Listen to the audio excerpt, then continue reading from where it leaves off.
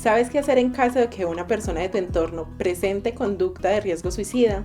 Bienvenidos y bienvenidas, afiliados y afiliadas del programa de salud, a esta nuestra tertulia saludable, un espacio en el que dialogaremos con un experto sobre temas relevantes de nuestra salud.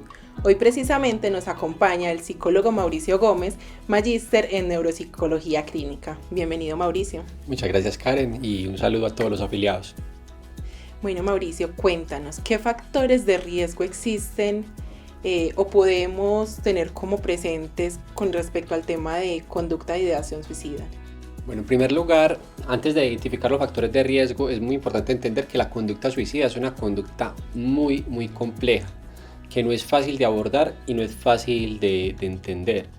Y tenemos que comenzar por decir que cuando hablamos de conducta suicida estamos hablando de pensamientos o acciones que tiene una persona orientados a quitarse la vida o atentar contra su propia vida, ¿cierto? Bajo ese parámetro tenemos que diferenciar lo que es, por ejemplo, una idea suicida a una idea de muerte.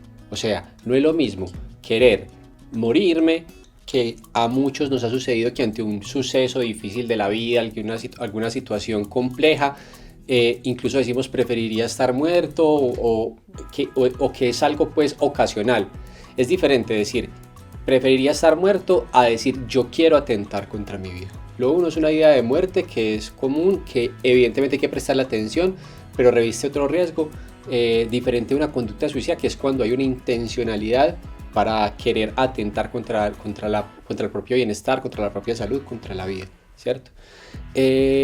Los factores de riesgo asociados a la conducta a la conducta suicida son, primero, antecedentes de conducta suicida. Personas que ya hayan tenido algún tipo de conducta suicida previo, posiblemente eso aumente la probabilidad de que suceda de nuevo en el futuro. O antecedentes familiares, ¿cierto? Personas que tengan historial en su familia de este tipo de comportamientos. Asimismo, personas que tengan alteraciones del estado de ánimo, trastornos de depresión o algún otro trastorno mental puede implicar un riesgo para incurrir en conducta suicida. Del mismo modo, el consumo de sustancias psicoactivas, cuando hay un consumo problemático de sustancias psicoactivas, puede indicar un tipo de riesgo para este tipo de conductas. Asimismo, tener experiencias traumáticas, experiencias difíciles. Hay factores también sociales. Por ejemplo, dificultades económicas, dificultades de orden laboral. Son diferentes los factores de riesgo que en cada situación, en cada caso, se expresan de una manera diferente. Ok, doctor, ¿y qué señales podemos identificar en las personas que están en nuestro entorno que pueden tener conducta de riesgo suicida? Bueno, es importante primero estar muy atentos al comportamiento de la persona, ¿cierto? Normalmente pues estas personas pueden cambiar comportamientos, cambiar hábitos, por ejemplo verse afectado el sueño, la alimentación. Puede suceder que también, por ejemplo, comiencen a regalar bienes que para ellos son muy significativos a otras personas sin explicación aparente. Puede suceder que aumenten el consumo de alcohol o otro tipo de sustancias psicoactivas. Es muy importante, no necesariamente esos cambios están asociados a conducta suicida, pero sí nos dice que pasa algo. Entonces es muy importante estar atento a ese tipo de cambios en el comportamiento del familiar, el amigo, la persona que tengamos cerca. Si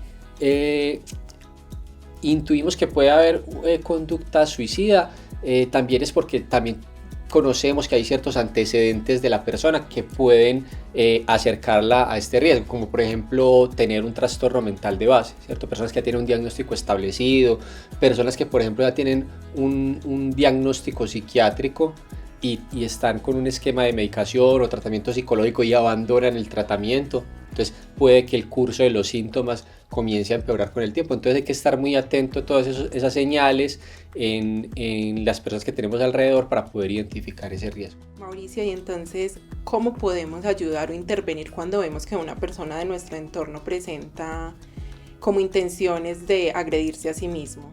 Bueno, en primer lugar, y con lo que hemos hablado, es muy importante saber identificar esos factores de riesgo. La primera la primera acción de prevención es una identificación adecuada, poder saber qué es lo que está sucediendo con esa persona, tener la alarma oportuna para poder emprender otro tipo de acciones, ¿cierto?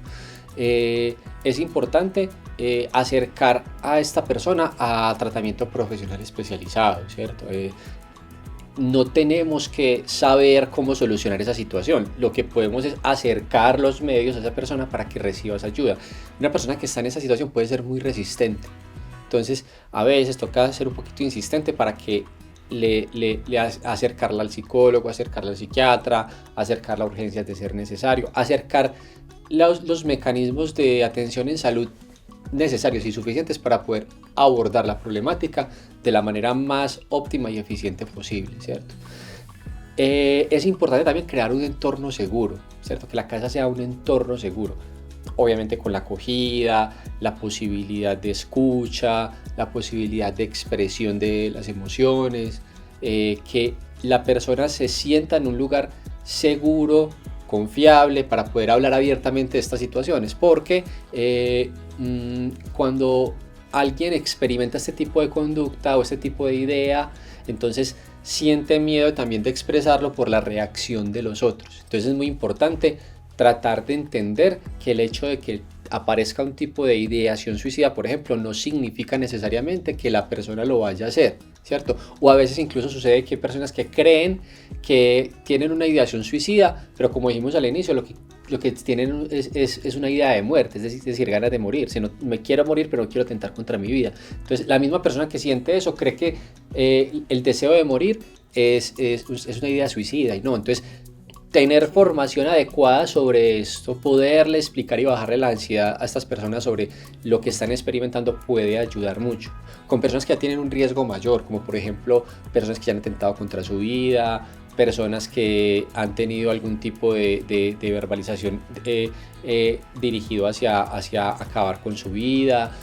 Es muy importante cuidar también el entorno, retirando objetos que puedan resultar peligrosos y que puedan ser un instrumento para cumplir con ese fin. Entonces, cuidar ese entorno es muy importante, y entender que cuando estamos ante una persona que tiene este tipo de conducta, pues necesita, además del apoyo profesional, además del apoyo que yo le puedo dar como siendo familiar o amigo, el apoyo de todo un entorno, tener redes de apoyo más allá de la acción que yo puedo hacer, y comenzar a activar esas redes, la red familiar, pareja, los amigos, el trabajo, ¿cierto? Como que sean factores protectores para esa situación. Ok. Mauricio, ¿y en qué momento una persona debe recurrir a urgencias? No, una persona, a ver, acá es muy importante tener presente que la conducta suicida, al ser una conducta tan compleja, siempre es preferible que sea evaluada por un profesional, ¿cierto? No hacer un diagnóstico pues personal de la situación, sino que acudir a un especialista siempre es la mejor opción. No necesariamente tienen que acudir a urgencias, pero sí, digamos, acudir a una consulta psicológica o psiquiatra, o incluso al médico, para que les oriente cuando los síntomas no son muy intensos, cuando no es muy recurrente, cuando se intuye que puede dar un poco de espera, ¿cierto? Sin embargo, ante el menor signo de alarma, siempre es importante buscar la atención, sea ambulatoria o sea acudir a un centro de urgencias, ¿cierto? Si ya los síntomas son muy marcados, la persona es muy insistente con las verbalizaciones, incluso hay intenciones de querer hacerse daño, si el llanto es constante, si lo expresa continuamente, entonces ahí es importante acudir a un servicio de urgencias para que sea valorado. Obviamente, si tiene antecedentes, como ya habíamos dicho, eso aumenta el riesgo. Entonces, siempre es importante buscar asistencia profesional para que nos orienten acerca de qué acciones podemos emprender. También las secretarías de salud, la seccional de salud, tienen diferentes programas como de acompañamiento gratuito que pueden facilitar al menos un primer abordaje de la situación para que nos permita orientar este tipo de situaciones. Perfecto. ¿Y podrías compartirle a nuestros afiliados alguna línea o algunas líneas de atención a las que pueden recurrir en caso de que en su entorno se presente una situación similar?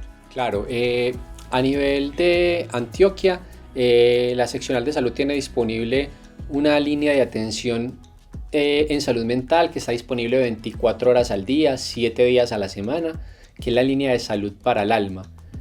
A esa línea se pueden comunicar marcando 604-540-7180, ¿cierto? 604-540-7180 desde su teléfono fijo, o también marcando el numeral 106. Marcar 106 en su teléfono y ya eso les direcciona a la línea de salud para el alma de la Gobernación de Antioquia. También en la ciudad de Medellín hay una estrategia que es la línea amiga de la Alcaldía de Medellín, que funciona similar a la línea de salud para el alma, que es una línea disponible 24/7 para asesorar estos casos, y se comunican también marcando el 106 o el 444-4448. Para estos casos, por ejemplo, que por lo que nos preguntabas ahora, esa es una muy buena opción. Si yo tengo una persona que tiene algún tipo de conducta suicida o algún tipo de comportamiento extraño y no sé cómo manejarlo, yo puedo comunicarme a la línea y hay psicólogos disponibles las 24 horas para exponerle el caso y que me orienten acerca de qué manejo puedo hacer de ese paciente. Listo, Mauricio, muchísimas gracias por compartir un poquito de tu experiencia y tus conocimientos con nuestros afiliados y por haber aceptado esta invitación. No, muchas gracias a ti, Karen, por la invitación, y bueno, espero que a todos los afiliados les resulte interesante esta información y que utilicen estos recursos que están disponibles desde Alcaldía de Gobernación para apoyarnos no solo en temas de conducta suicida, sino que ustedes se pueden comunicar a esas líneas si tienen cualquier necesidad de atención en salud mental. Y bueno, esto fue todo por hoy. Nos vemos en un próximo episodio de nuestra tertulia saludable.